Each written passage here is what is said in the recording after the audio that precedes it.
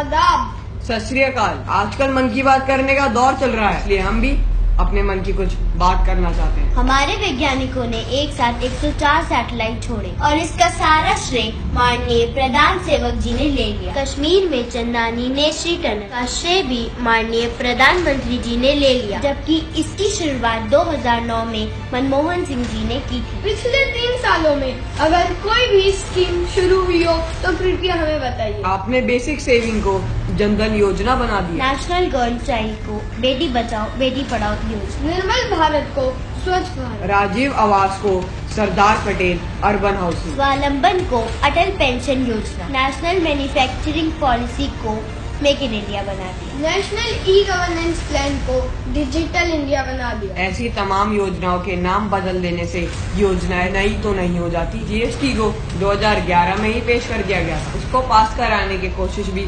UPA सरकार ने की थी और तब इसका विरोध बीजेपी ने ये कहकर किया था कि जीएसटी देश की तरक्की में बाधा है, और अब इसको खुद लागू करके प्रधान सेवक जी ने इसका भी श्रेय ले लिया है। मनरेगा की इतनी फजीयत आपने की और अब उसको ही आपने आगे बढ़ाया। आपने आधार कार्ड का भरपूर विरोध करा और अब खुद ही इसको हर चीज में जरूरी बनाने की कोशिश की जा रही है। नोटबंदी से कितना काला धन वापस आया वो आप देश को बताइए। नोटबंदी से आतंकवाद पर कितना अंकुश लगा है ये सबको दिखाई दे रहा है। आज तक इतिहास में कोई भी प्रधानमंत्री बॉर्डर और सेना की गतिविधियों को लोगों के बीच नहीं लाए, लेकिन आपने कारगिल युद्ध सर्जिकल स्ट्राइक को चुनावी मुद्दा तक बना दिया, जबकि सर्जिकल स्ट्राइक पहले भी कई बार हुई है। खैर प्रधान सेवक जी, हमारे मन की बात तो यह है कि आपकी पार्टी 23 जनवरी 2014 को करेंसी बदलने का विरोध करती है और आप 8 नवंबर 2016 को खुद करेंसी बदल डालते हैं। आपकी पार्टी 2013 में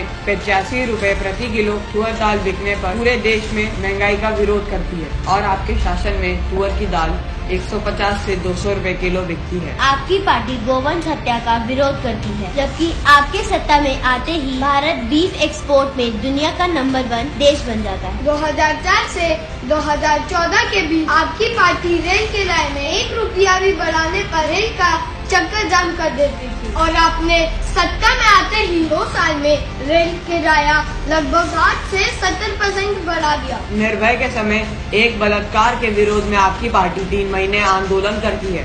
इन चीजों का विरोध करना ही चाहिए, लेकिन बीजेपी शासन में मध्य प्रदेश में प्रतिदिन 12 और दिल्ली में प्रतिदिन औसतन 7 बलात्कार होने पर आपके कानों में जू तक नहीं रेंगती। यूपीए सरकार ने 125 से $140 प्रति बैरल में अंतर्राष्ट्रीय बाजार से कच्चा तेल खरीद के 70 रुपए लीटर पेट्रोल बेचा और उसके विरोध में बीजेपी बैलगाड़ी मोर्चा निकाल दी। लेकिन आपके शासन में 50 से $60 प्रति बैरल में कच्चा तेल खरीद कर आप 70 रुपए में पेट्रोल बेच रहे हैं। आपकी पार्टी के पूर्व राष्ट्रीय अध्यक्ष बंगारू लक्ष्मण भ्रष्टाचार के पैसे लेकर रंगे हाथ पकड़े जाते हैं और फिर भी आपकी पार्टी ईमानदार है, बाकी सब भ्रष्टाचारी। आप कहते हैं कि आप प्रतिदिन 18 घंटे काम करते हैं और 3 साल में आपने देश का कुछ विकास किया हो तो ऐसा कुछ नजर नहीं आता। आपने 100 दिन में सारा काला धन लाने का वादा करा और 1100 दिन में भी आप विदेश से काला धन न ला पाए।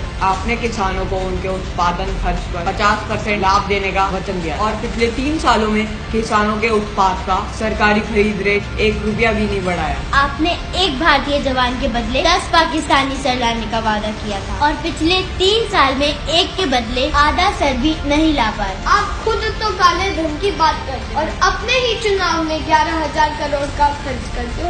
इन सब सवालों के जवाब देश आपसे चाहता है।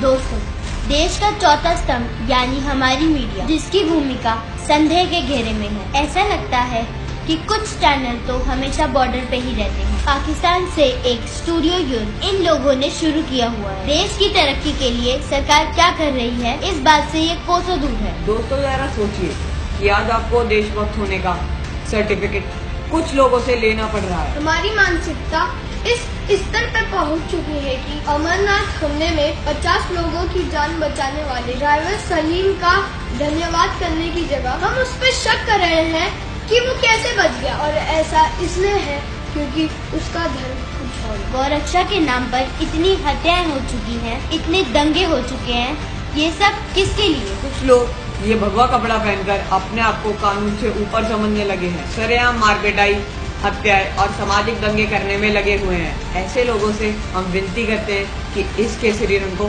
बदनाम ना करें। ये रंग तो हमें भगत सिंह जी की याद दिलाता है। ये रंग हमारी संस्कृति की याद दिलाता है। ये देश महात्मा गांधी का देश है, इसे गॉडसे का देश मत बनने दीजिए। जय हिंद।